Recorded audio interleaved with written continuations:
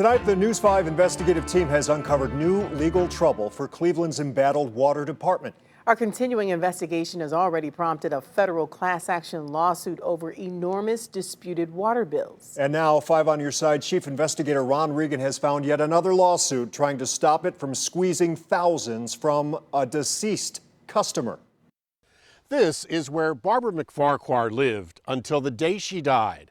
We first told you about her 5 years ago when her daughter first questioned her mom's enormous water bills.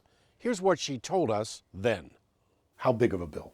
I am stuck with a water bill that's $3,816 and a sewer bill that's $1,700. Her 82-year-old mother was a stroke victim, confined to her bed for 20 years. You told the city water department that your mother couldn't possibly have used all this water. Absolutely.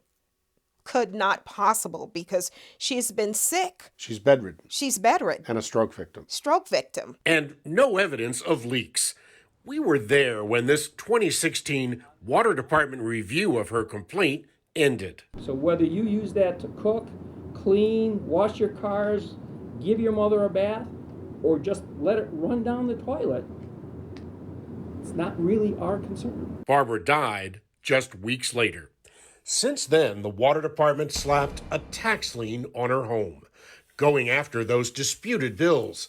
Now, 5 years later, her daughter is still fighting, filing this lawsuit after trying for years to unsuccessfully resolve the overcharges.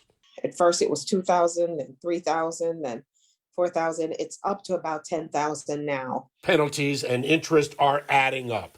On top of the water usage she still disputes. Look, I am not saying that we don't owe any water bill. We do owe water bill, but I just want to pay for what we're responsible for. She believes a new smart meter was programmed incorrectly back in 2014, just prior to those enormous bills.